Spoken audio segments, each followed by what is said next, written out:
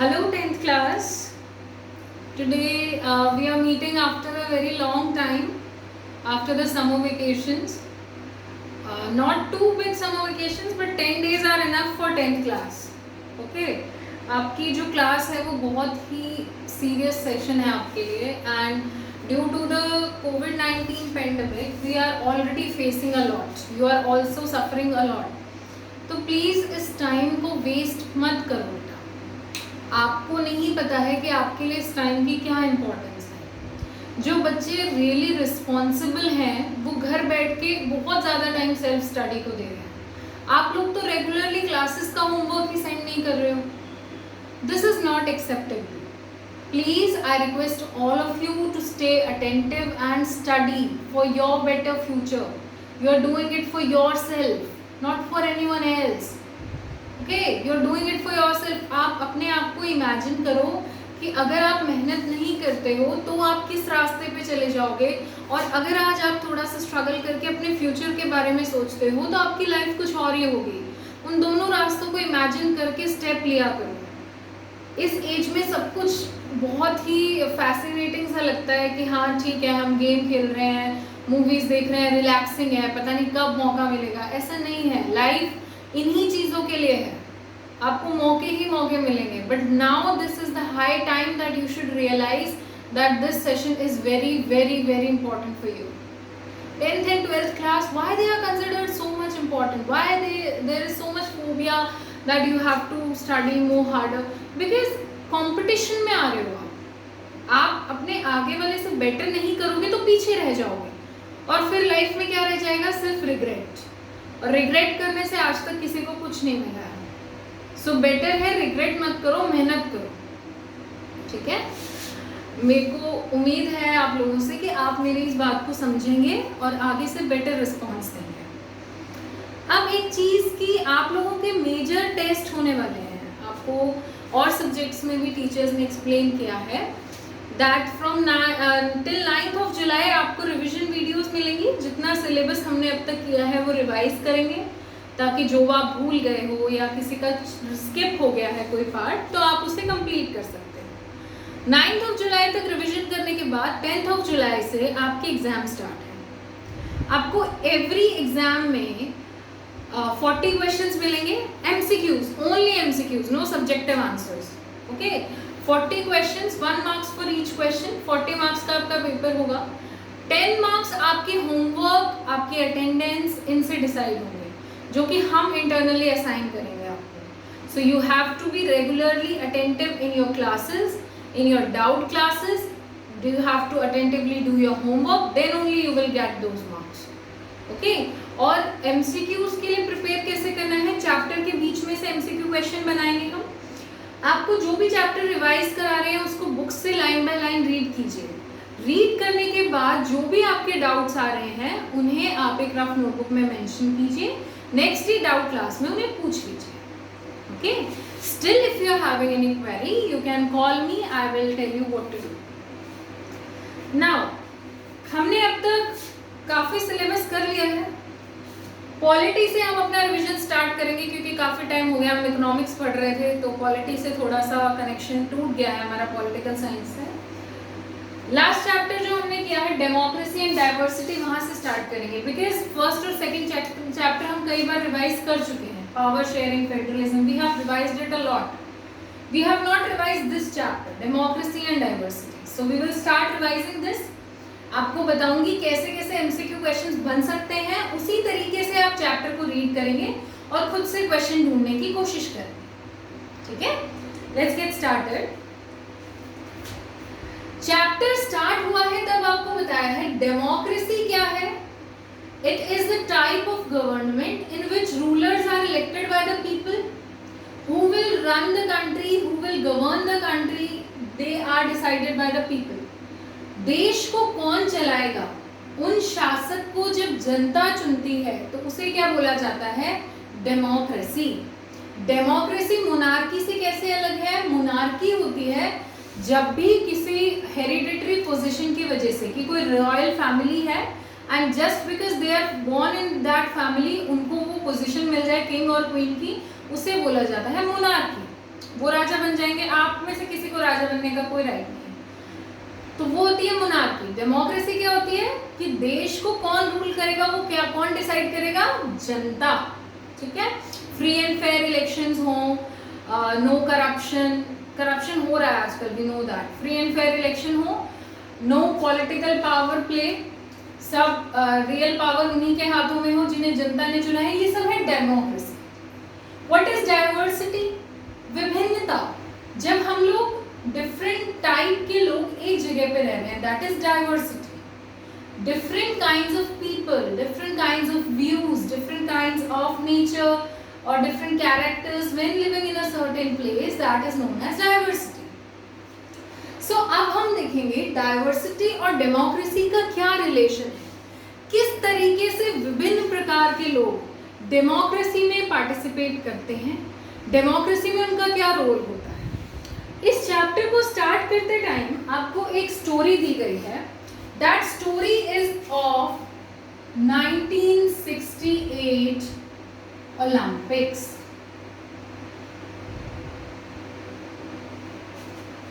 अब अगर आपसे पूछ लिया जाए एमसीक्यू में कि जो स्टोरी आपको दी गई है वो कौन से ईयर के ओलंपिक्स के बेसिस पे है, 1968 ओलंपिक्स। ठीक है, 1968 में ये ओलंपिक्स कहाँ पे हुए थे, मेक्सिको। दूसरा क्वेश्चन बन गया, ओलंपिक्स कब की स्टोरी दी गई है, 1968, ये ओलंपिक्स कहाँ पे हुए थे, मेक्सिको में। अब इस कहानी को ध्यान से सुनिए। इस कहानी में दो कैरेक्टर्स आ रहे हैं, टॉमी स्मिथ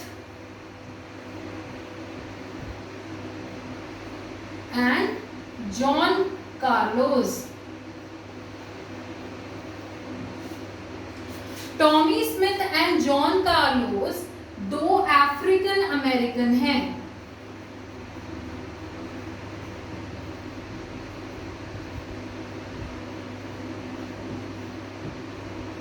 अफ्रीकन अमेरिकन कौन होते हैं, अमेरिकन लोग नहीं थे ये, बाय वंशज जो इनके थे वो अफ्रीकन थे, जो इनके पूर्वज थे। तो अफ्रीकन के वो वंशज जिन्हें बंदी बना के, स्लेव्स बना के 17 से 19 सेंचुरी के बीच में अमेरिका ले आया गया था। अमेरिका के लोगों के पास वर्कर, स्लेव्स की बहुत कमी रहती थी, तो हमेशा स्लेव ट्रेड होता था। एक जगह से दूसरी जगह पे लोगों को बंदी बना के उनकी मजबूरी का फायदा उठा के ले जाया जाता था।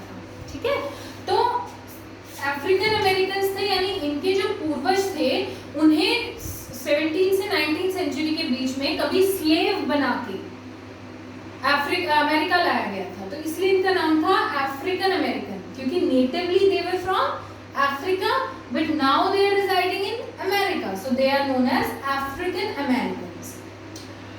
अब क्या दिक्कत थी कि ये लोग ओलंपिक्स में, इन्होंने 200 मीटर रेस में पार्टिसिपेट किया, गोल्ड एंड ब्रॉन्ज मेडल आया इनका। सिल्वर मेडल जिसका था उनका नाम था Norman.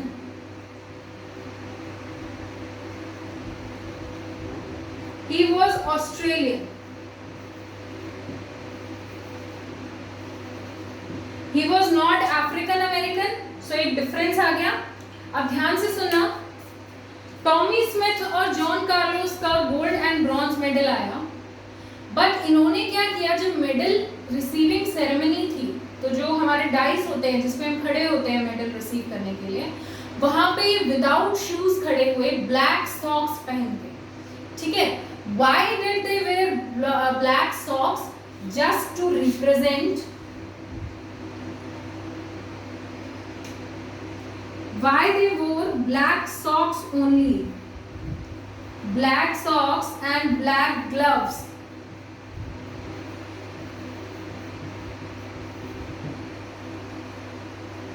to represent black poverty.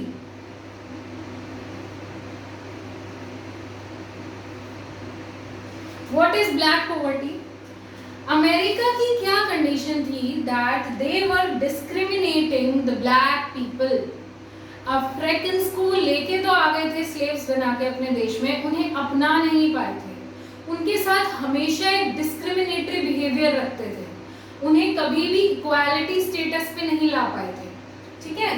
तो ब्लैक पॉवर्टी मतलब कि जो ब्लैक पीपल थे residing in the America, they were not given equal chances, they were not given the right to work, they were not given respect. तो वो लोग गरीब ही थे, still they were treated as slaves.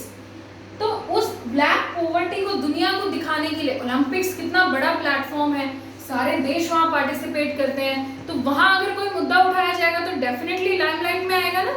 तो वही चीज़ इन्होंने की कि इन्होंने क्या किया, प्राइज डिस्ट्रीब्यूशन लेते टाइम, अपना मेडल लेते time, they clenched their fist, उन्होंने अपनी मुट्ठी बंद की, यहाँ पे एक ब्लैक ग्लव पहना हुआ था, they raise their hand and bowed their heads, उन्होंने सर झुका के वो ब्लैक सॉक्स और ब्लैक ग्लव्स पहन के वो मेडल लिया।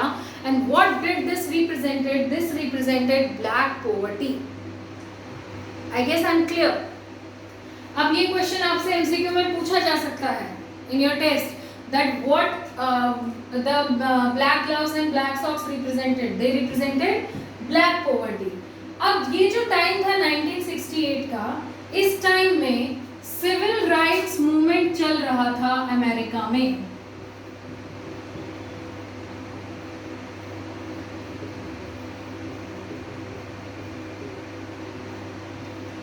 What was civil rights movement? Civil rights movement was series of reform events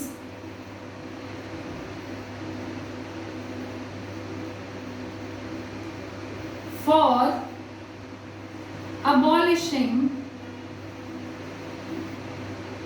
racial discrimination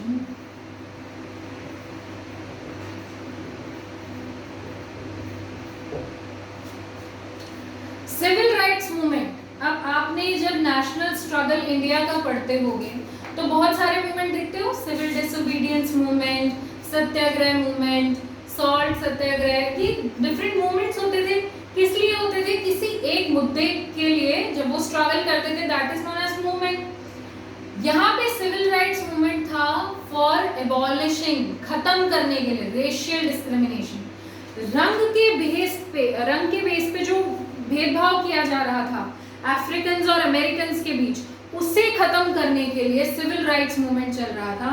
civil rights movement का टाइम स्पैन था 1954 to 1968. Very important part of the question. This can be asked in your MCQ that what was the time span of civil rights movement? 1954 to 1968. 1968 में Olympics हुए हैं। तो अगर मैं आपसे MCQ में पूछूं कि at the time of Olympics, which issue they were highlighting? They were highlighting the issue of civil rights movement. Civil rights movement America में चुपचाप चलता रहे, वो लोग अपने स्ट्रगल के लिए लड़ते रहे, उससे कोई फायदा नहीं होने वाला था। So what did they decided that we will raise this issue into the international platform. सबकी नजरों में आएगा तो शायद हमारे लिए कुछ बेटर हो सके, तो इसीलिए सिविल राइट्स मूवमेंट को वो लोग रिप्रेजेंट कर रहे थे। Civil rights movement non violent था।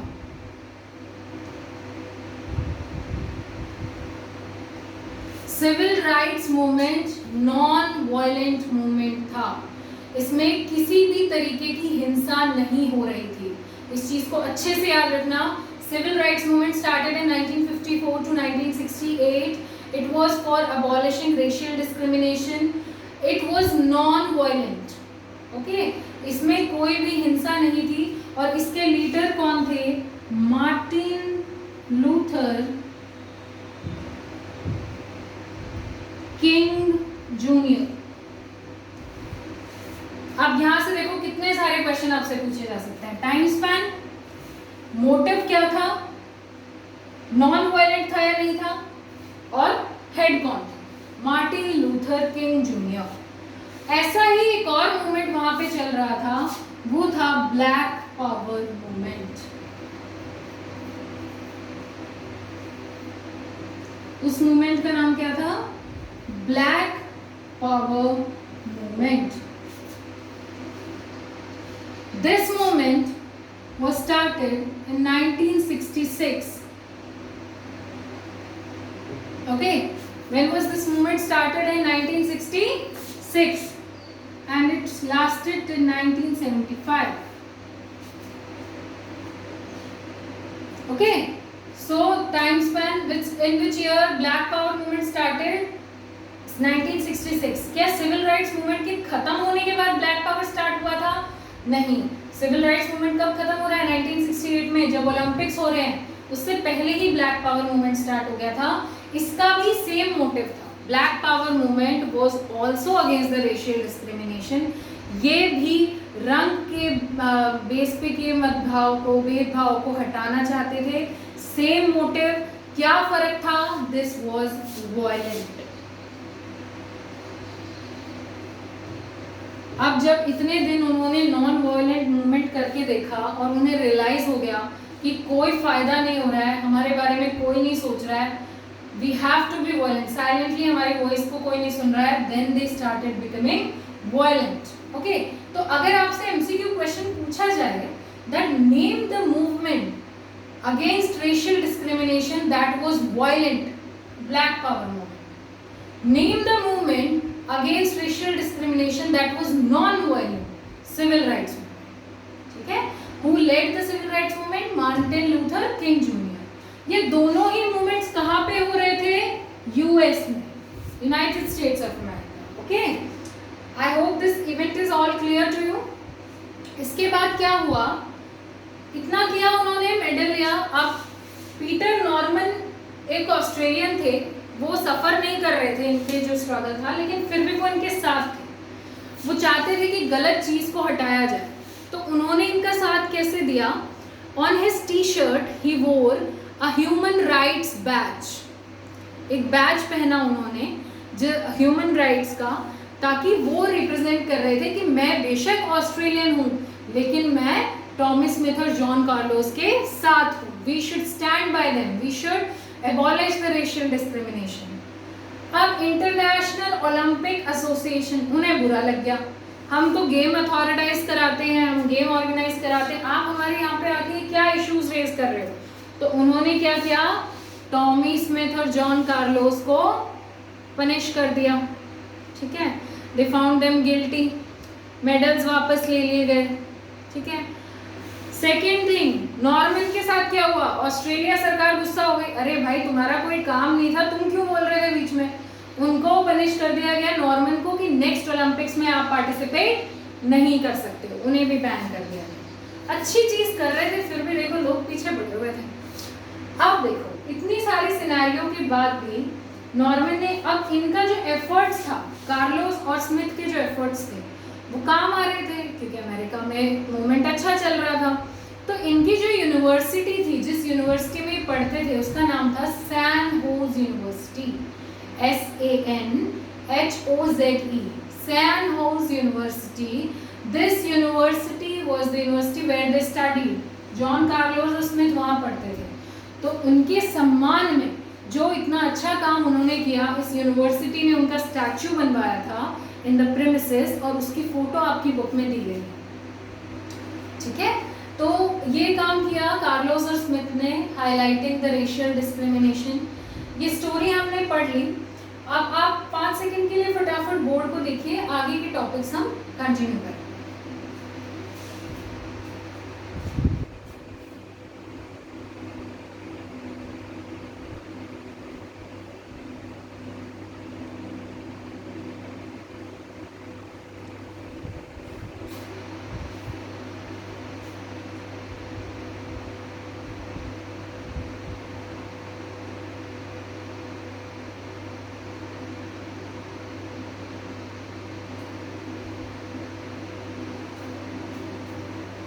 I hope the topic is clear to you.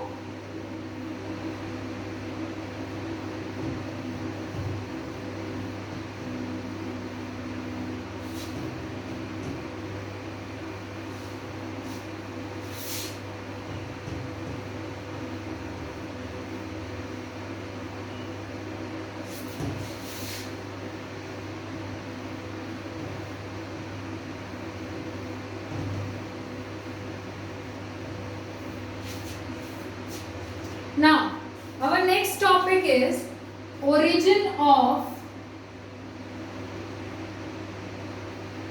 social differences.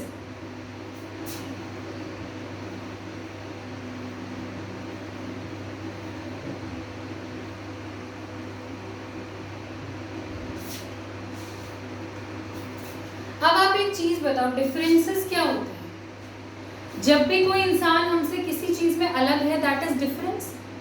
अगर मैं लंबी हूँ, आप छोटे हो, आप लंबे हो, मैं छोटी हूँ, तो ये भी डिफरेंस है. अगर कोई फिजिकली थोड़े से डिसेबल हैं, हम एबल हैं, या वो एबल हैं, हम डिसेबल हैं, तो ये भी एक डिफरेंस है. अगर हम डॉक्टर हैं, आप टीचर हो, तो भी डिफरेंस है. कोई भी चीज़, कोई भी व्यू जिसमें हम एक दूसरे से अलग हैं, that is known as social difference. समाज में रहते हुए कैसे भी अलग हैं. अब ये डिफरेंसेस दो टाइप के हो सकते हैं.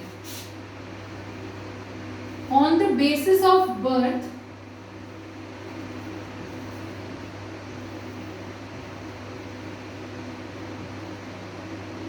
और on based of our choices, on basis of our choices.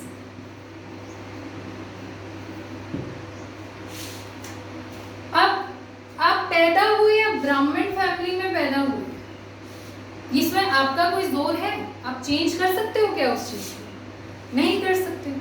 आप मुस्लिम पैदा हुए, या आप हिंदू पैदा हुए, या क्रिश्चियन पैदा हुए, या जब आप पैदा हुए आप छोटे रह गए हाइट में, या आपका कलर थोड़ा सा ब्लैक है, तो इन चीजों पे क्या आपका कोई जोर है? नहीं. So some social differences are created by birth. They are based on the accident of birth. We are not playing any role in it. हमारा उसमें कोई रोल नहीं है. वो जन्म के बेस पे ही वो डिफरेंसेस हमारे साथ आए हैं. That is, some people are tall, short, black, white, Christian, Hindu, etc. There are some differences in the society or in our personality that are based on birth, जिन पे हमारा कोई जोर नहीं है. दूसरी choices होती हैं. कुछ ऐसी चीजें होती हैं डिफरेंसेस जो हम खुद बनाते हैं. ऑक्यूपेशन चूज करना. मैंने चूज किया कि मैं टीचर बनूंगी, तो इसमें किसी और का जोर नहीं था. ये पैदा होते ही नहीं लिख दिया गया था मेरी कुंडली में कि ये टीचर बनेगी. ठीक है, वो मेरी चॉइस थी, वो मेरा प्रोफेशन सेटअप था. सेकंड थिंग, जब आप एक स्पोर्ट्स पर्सन बनना डिसाइड करते हो, स्पोर्ट्स में भी अगर आप कोई पर्टिकुलर गेम डिसाइड करते हो, क्या बचपन में पैदा होते ही पंडित जी ने बता दिया था नहीं बड़ा होकर क्रिकेट ही खेलेगा, नहीं बेसबॉल ही खेलेगा? नहीं ना. That was based on your choice. So there are two types of differences, one based on birth and second based on our choices. अब इन पे तो कोई जोर है ही नहीं हमारा. इन पे जोर है तो इनको हम अपने व्यूज के हिसाब से चेंज भी कर सकते हैं. अब सोशल डिफरेंस होना, हमारे व्यूज में, हमारी पर्सनालिटी में डिफरेंस होना जरूरी नहीं है कि सामाजिक बंटवारा करेगी. सोशल डिफरेंस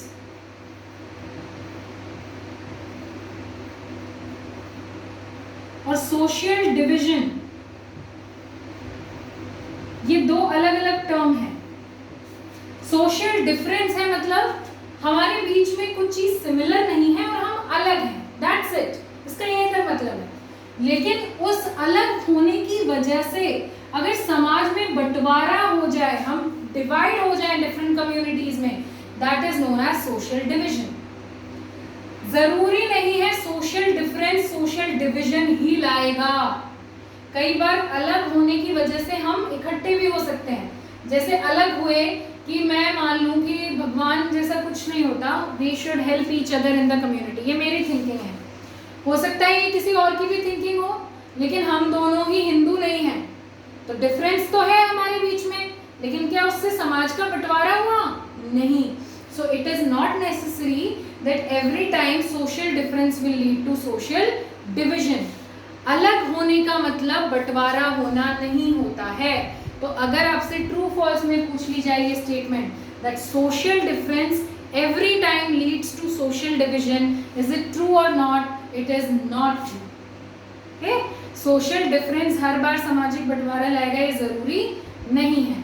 जैसे कि हमने एग्जाम्पल देख रहे थे हम मैक्सिको ओलंपिक्स का, नॉर्मन जो थे, जो ऑस्ट्रेलियन एथलीट थे, वो स्मिथ और कार्लोस से अलग थे क्योंकि वो तो ऑस्ट्रेलियन थे, ये अफ्रीकन अमेरिकन थे, बट क्योंकि उनकी सोच एक थी, they wanted humanity to prevail, तो डिफरेंस तो था, डिवीजन हुआ नहीं हुआ, डिवीजन नहीं हुआ, डिफरेंस की वजह से वो साथ आए।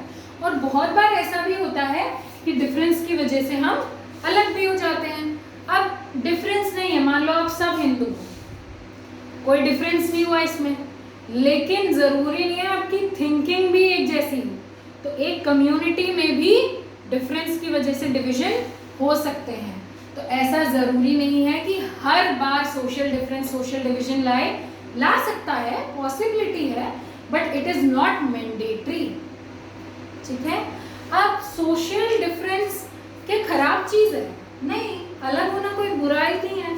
हर कंट्री में डिफरेंट कल्चर के लोग रहते हैं, डिफरेंट लैंग्वेज स्पीकिंग पीपल रहते हैं, डिफरेंट फेस्टिवल सेलिब्रेट करने वाले, डिफरेंट मेंटेलिटी के, सब तरीके के लोग हैं, तो ये कोई गलत चीज तो है नहीं। तो फिर प्रॉब्लम कहाँ आ रही है? प्रॉब्लम आ रही है कि ये जो डिफरेंसेस हैं, social differences, when they overlap with each other,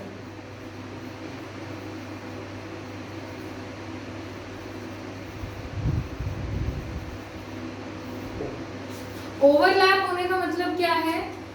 एक डिफरेंस था कि ठीक है ये अफ्रीकन थे, वो अमेरिकन हैं, एक डिफरेंस है, लेकिन उन्होंने भेदभाव करना शुरू किया, तो जो ब्लैक्स हैं वो पुअर हैं, घर नहीं है, जॉब नहीं है, इतने सारे डिफरेंसेस आ गए। वो अमेरिकन है, जॉब है, रिच है, होम है, सारी फैसिलिटीज हैं। जब बहुत सारे सोशल डिफरेंसेस आ जाएं और उनकी वजह से डिवीजन हो, that is known as overlapping differences. एक के बाद एक डिफरेंस आए जा रहे हैं, एक के बाद एक प्रॉब्लम आ रही है, that is known as overlapping. तो जब सोशल डिफरेंसेस ओवरलैप करेंगे तब सोशल डिवीजन होगा। इस चीज को समझा आपने? सोशल डिफरेंसेस क्या होते हैं? डिफरेंट व्यूज हमारे। अगर हम किसी चीज में अलग है, एक चीज में अलग है, तो कोई बात नहीं, डिवीजन नहीं लाएगा वो चीज। But if the differences are overlapping, एक डिफरेंस था basis of colour, then difference आया in the property, then in the occupation, then in working life condition, तो जब बहुत सारे डिफरेंसेस आ जाएं, एक प्रॉब्लम ना हो, डिफरेंट प्रॉब्लम्स ओवरलैप करें, that creates to social division. ठीक है, और अगर डिफरेंस एक रहेगा, कट क्रॉस कर जाए डिफरेंस एक दूसरे को, कट क्रॉस का मतलब क्या होता है कि ठीक है ब्लैक और व्हाइट डिफरेंट पीपल थे, कुछ ब्लैक पुअर हैं तो कुछ व्हाइट भी पुअर हैं, कुछ ब्लैक पीपल्स के पास जॉब नहीं है मान लिया, तो कुछ व्हाइट पीपल के पास भी जॉब नहीं है। अगर प्रॉब्लम दोनों कम्युनिटीज के साथ हो, ठीक है, अगर दोनों ही कम्युनिटीज प्रॉब्लम फेस कर रही हैं, दोनों ही कम्युनिटीज में कुछ ना कुछ लैकिंग है, तो वो सेटल हो जाएगा कि ठीक है। जैसे इंडिया में क्या था, जो दलित थे पहले, SC ST कैटेगरी, उनके पास ना पैसा था, ना समाज में इज्जत थी, ना जॉब थी, ना एजुकेशन थी, तो ओवरलैपिंग था, तो उससे समाज में बंटवारा हुआ। लेकिन अगर ऐसा होता कि कुछ ब्राह्मण्स को भी इज्जत नहीं हो, कुछ SCs को भी नहीं हो, कुछ ब्राह्मण्स के पास प्रॉपर्टी नहीं हो, कुछ SCs, तो वो सेटल हो जाता, तो उसे बोलते हैं कट क्रॉस। तो जब कट क्रॉस होगा तो सोशल डिवीजन नहीं होगा। ये दो स्टेटमेंट्स हैं। If the social differences will cut cross each other, social division will not take place. If the social differences will overlap with each other, social division will take place. ठीक है, अब I hope आपको ये topic आज जो हमने discuss किया है समझ में आ गया है। I will not make the lecture very lengthy, लेकिन जितना है इस वीडियो को आपको 2 बार देखना है, अच्छे से सारे पॉइंट ऑफ व्यूज को समझना है और इतने चैप्टर को आज रीड करना है। ठीक है, we will meet tomorrow in the doubt class. Okay, आप अपने डाउट्स मेंशन कीजिए, फिर वहाँ हम डिस्कस करेंगे। Have a very good day.